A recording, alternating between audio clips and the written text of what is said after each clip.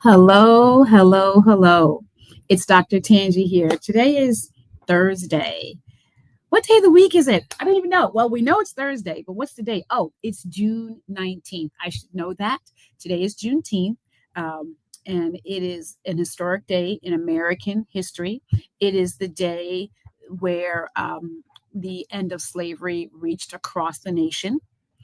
um, the President Lincoln, signed an executive order, the Emancipation Proclamation in 1863, to let go of slaves in territories where he had jurisdiction, and certain other states, Texas, for instance, did not let that information go forward to the enslaved people in that state. And it took an additional 3 years for enslavement to end. And it ended on June 19th, 1866. So today is Juneteenth. And we're here for another conversation of Let's Talk Power Live. Dr. Tanji, I am the CEO and principal consultant of Liaison Educational Partners. What do? We work with states, we work with districts, and we work with schools because we believe every student deserves an educated leader with the skill set, with the mindset, with the tools and resources to make sure they get the excellent education they deserve. We work across three fronts, and I'm going to show those fronts to you right now. Let's see. We're going to show those fronts to you right now.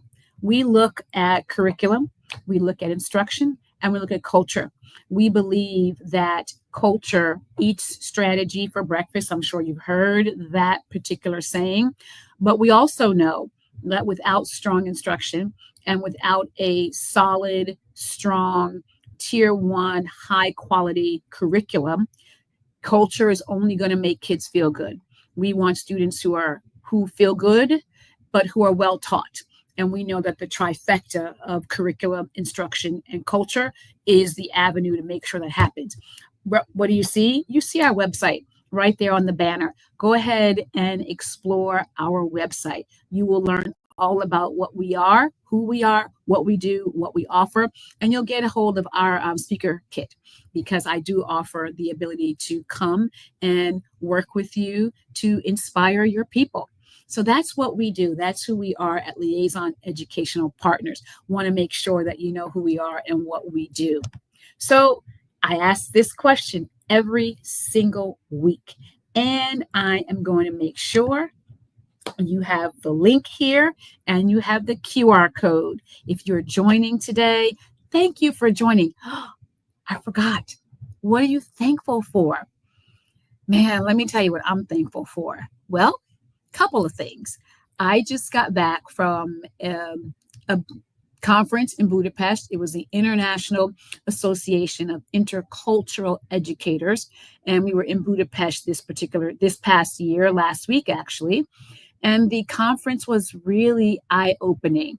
We tend to think in education our problems are US centered.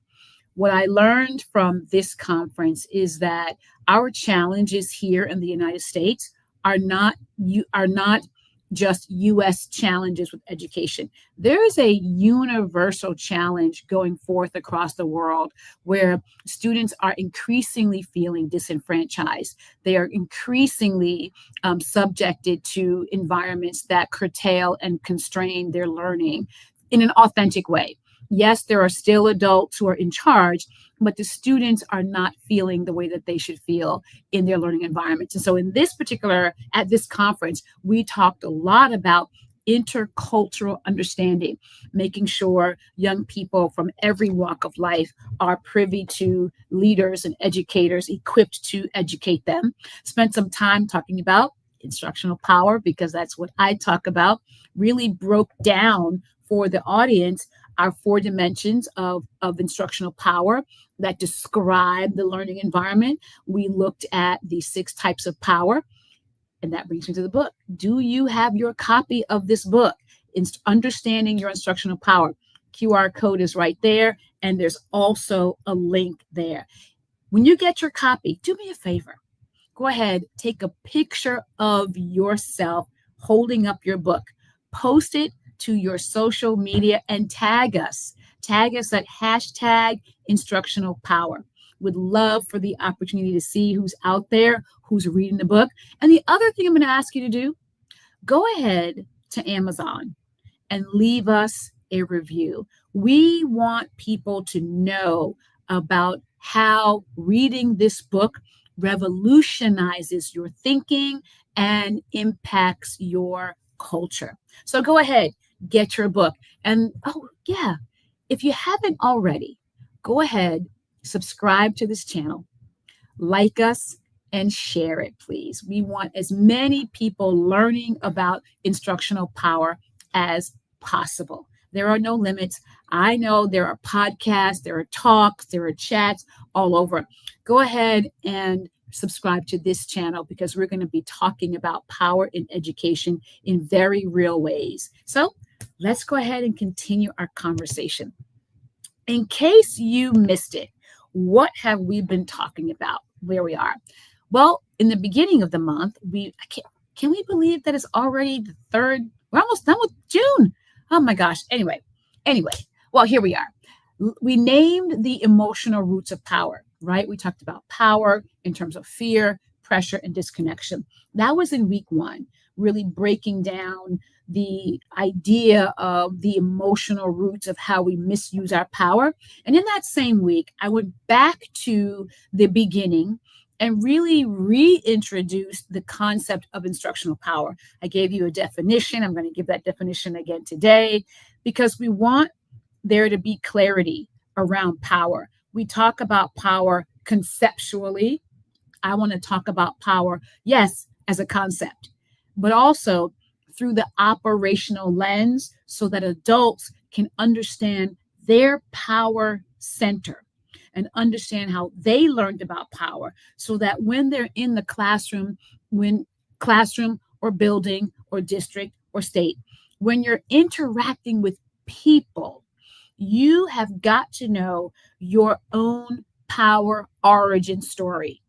Where did you learn about it? How did you learn about it? What are your triggers? And how can you lean into a power to and a power with idea as opposed to a power over and a power through control and force? That was in week 1. And last week really began to lean into this idea of the vacationing mind.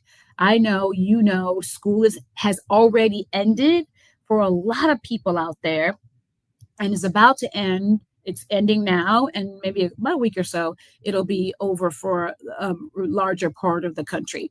And we really wanted to lean into the vacationing mind to talk through what does it look like. Pause is for clarity.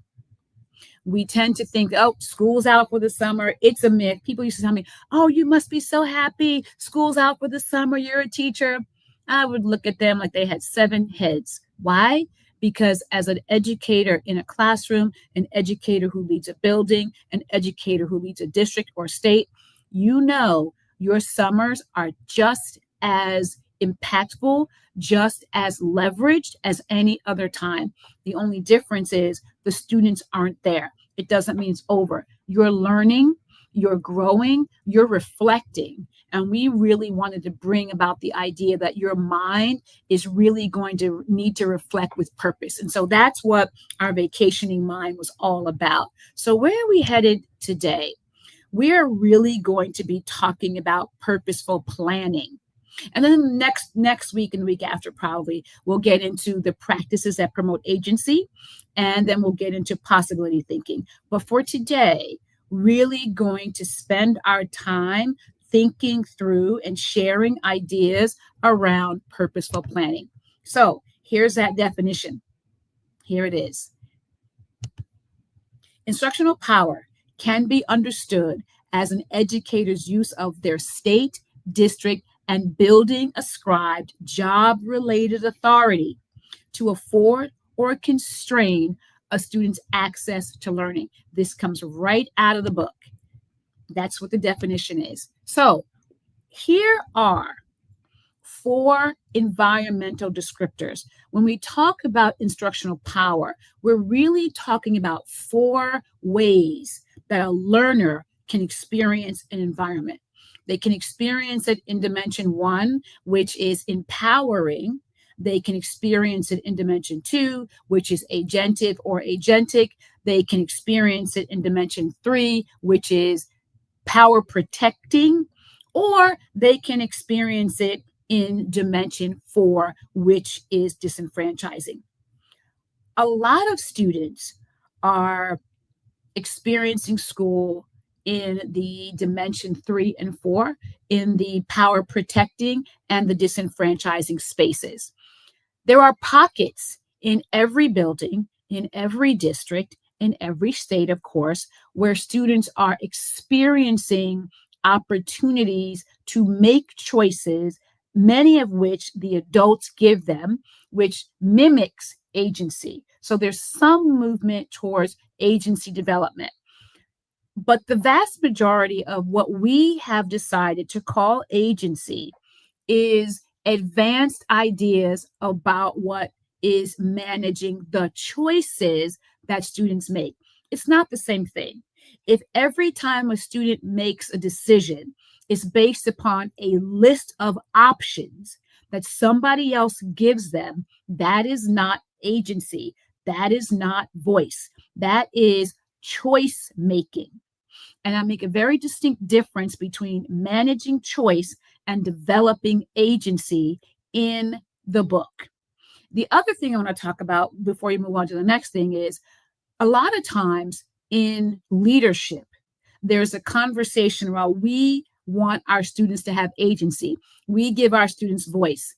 The one thing I'm going to ask my leaders out there who are watching, if you are talking about agency development and student voice, but there is no explicit plan in your leadership plans, in your SIPs, in whatever, terminology, your strategic plans, whatever you have on paper, if in that document there is not a specific plan for how to build educator capacity and student capacity for agency development and voice use, you're giving lip service. And chances are you're going to have a lot of different ideas around what student agency is and how to build it and how students will be living it out in your buildings and in your districts. And without a clear plan and an alignment between all of the bodies, all of the human capital, you're going to put some students at risk because students exercise agency naturally, but there are some who exercise their agency and they are self-advocates in ways that the learning environment does not appreciate. And in that lack of appreciation, students are at the mercy of the adults. And so we'll talk about that later, but I wanted to get that out there. And so let's now move into this power through planning. I'm going to put it out there right now. I know a lot of districts and a lot of principals and buildings have educators using prescribed, predetermined curricula with predetermined lessons. But that doesn't mean, as the classroom leader, you still don't plan. So let's talk about that. Now, what you see in front of you are the dimensions of the learning environment and an additional layer. I'm going to make this a little bit bigger. An additional layer here, do it this way, additional layer that shows the 4 types of curricular autonomy. And we talk about the curricular autonomy in the book. So I wanted to layer that out here to show you. In some places, there is complete unfettered curricular autonomy. Every teacher can plan how they want. They can use whatever curriculum they want. That is unfettered, no restrictions. Do what you think is best. Go for it. And then there are some places where there is minimal curricular autonomy, meaning they've given you some. There's some minimal opportunities out there. And then there's some that are calibrated. They weigh it out who gets it, who does not get it. And then at the very top, there is restricted, meaning you can't. Your use of the curriculum is mandated and you have no room for movement. Those are the four types. Now, what I want to say here is this: just because you have unfettered curricular autonomy does not mean students are learning in an empowering environment. So I don't want there to be this confusion that one equates to the other. They're different. I was in two different types of learning environments. One in where I had minimal autonomy, close to unfettered, because I could do pretty much a lot of what I wanted. And my students were experiencing some of my power protecting. I've shared my story, some of my power protecting, and then I was able to move into agency development. I also had one of the ladies who I interviewed and researched for my book. She had restricted autonomy, but her learning environment was empowering and agentic. So one does not equate to the other, but we had to show some connection between autonomy and the learning environment so we can see the decision-making tree and how a leader in a classroom, the classroom leader, comes together to make this happen. Now, we recognize that in this day and age, with the use of high-quality instructional materials, a lot of lesson plans come pre-done, prefabricated. But I want to challenge my educators who lead classrooms out there. You still have to plan. You still have to take what is given to you in a prescribed curriculum, and you must take what you know about your students, and you still have to plan. You still must take into consideration who the students are, where they are in their learning. You must take into account their interests, their skill level, and you have to know enough about yourself to understand how to move dexterously through the curriculum. I know a lot of things are time bound, and a lot of areas require teachers to remove themselves a lot of times from the process. But in this day and age, you want to put yourself in this process as much as possible. And you want to be able to balance out what is required of you to do what is required of you in the best interest of your students. And then sometimes you have to defy. I'm going to say it. I did it all the time. You do what you know is best, even if it's not in the curriculum. So don't get yourself in trouble, though. But anyway, want to make sure that we understand that unfettered curriculum autonomy. The challenge with unfettered curricular autonomy is it creates large gaps and it can be highly inequitable. But on the other side of that, the restricted curricular autonomy can be very, very narrowing, and it also can create avenues of inequity. What we want is a balance. We want there to be some calibration. We want there to be some ability for teachers to make the important curricular decisions in the moment, especially when you're in the moment of instruction and you're looking and you're realizing that what you're being asked to help kids learn about, they're not getting it. So you want to be able to get that that movement in your autonomy to ensure that students are learning to the best of their ability. And so we want this idea of the planning, right? Protective planning is focusing on coverage. On the flip side of that, though, empowering planning focuses on connection. Now, just because your curriculum comes to you pre-done doesn't mean you can't focus on connection. You still have to internalize that lesson. You still have to really, really think about what in the learning materials is going to connect best with the students in front of you. Again, protective planning focuses and prioritizes control.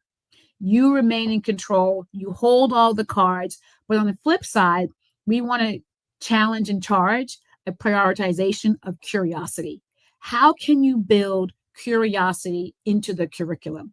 And then on the other side, you've got assumes compliance, right? Protective planning assumes compliance, that the learner is simply going to go along and comply with the assignments, with the material. But on the other side of that, it's going to emphasize contribution. And you see balanced in there because balance of participation. You want there to be a balance of contribution across the student learner population in front of you. And then protective planning also avoids flexibility. It is inflexible, it is intractable. But on the other side, it really involves responsiveness. It initiates it, it invites it. It wants there to be responsiveness from the learner. Really cannot, Rosenblatt talks about the interrelationship between the text, the teacher, and the learner. You want all three of them to be in response and in conversation with one another. And that's really important. So let's think about some prompts, some planning prompts that are going to center power. And again, let's take a look. I'll make this a little bit bigger so we can see it. A couple of questions. Whose knowledge is prioritized here? Where can students develop authentic voice and choice? Authentic, aside and apart from the adult choices.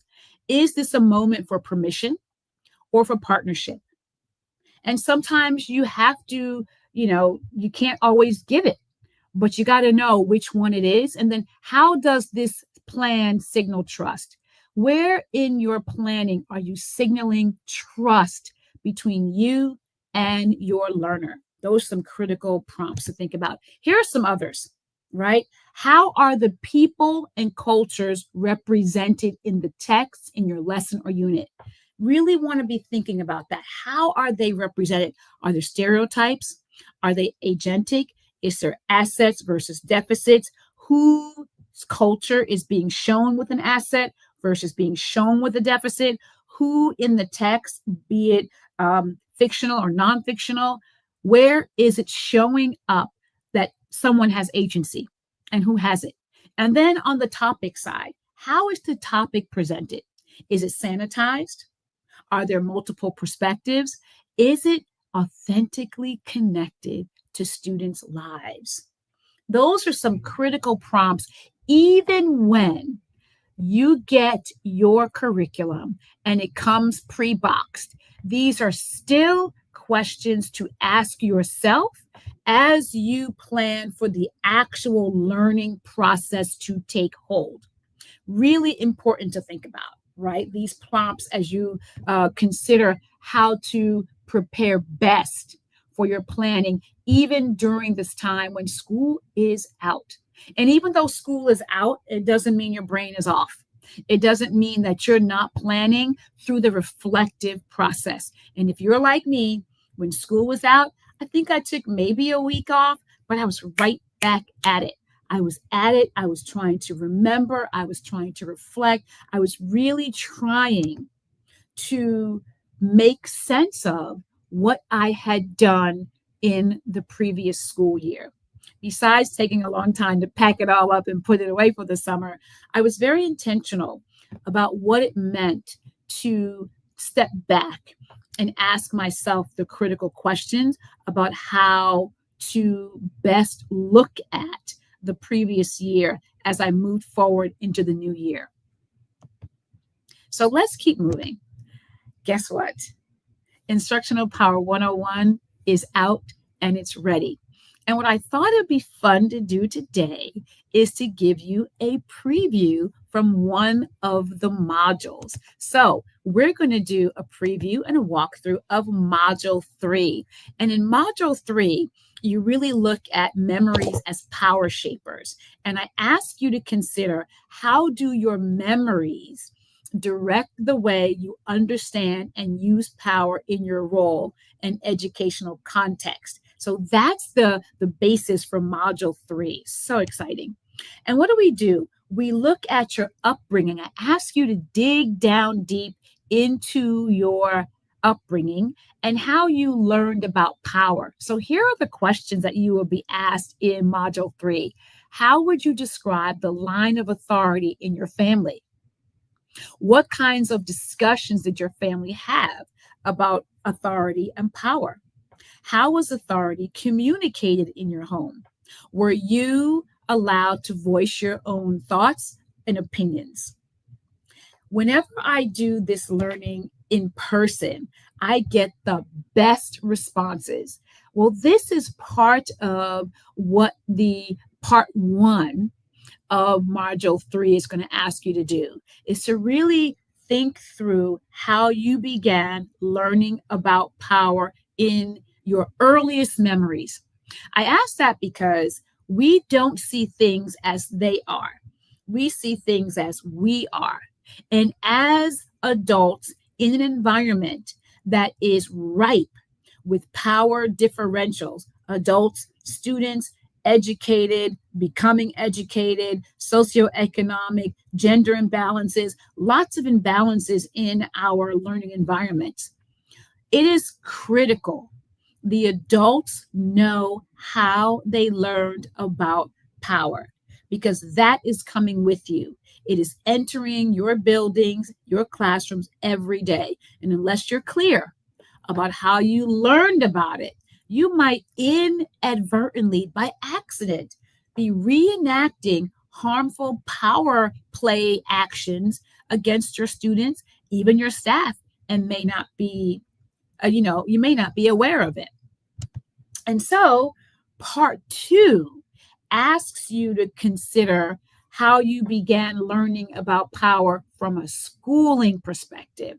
Describe the culture of the school you are remembering. This entire exercise is all about remembering a learning environment from, K to 12, not college, but you're going to be asked to pick a learning environment grade band and then describe the culture, right? What did your school value most? How did the leaders communicate the value, right? Were all cultures accepted equally? Were there cultures more accepted, respected, and valued than others? Were there cultures less? And then going to ask you, where did you fit in? Where did you fit in to the value center of the cultures in your learning environment in this part of the exercise? All of that comes into play. And then how did the leaders communicate this acceptance or respect and value to you? That's critical, because you're going to make one of two choices. You're going to lean into what was done to you because it was affirming, or you're going to categorically reject it because it was disenfranchising. Either way, you have to be able to name it. That's what this part 2 exercise allows you to do. It allows you to think through your earliest memories of schooling, because schooling is a socializing event. It is socializing you to a way of being and behaving and even thinking. And until you are clear about your own understanding and enactment of power, like I said earlier, you might just be doing some things you weren't really aware of. So that's what module 3 is all about. It's got great exercises. We have reflection tools. There's a journal that goes all the way through the modules where you can keep it. And we're excited to offer that to you. So let's recap this one question. And here's the final question in that module.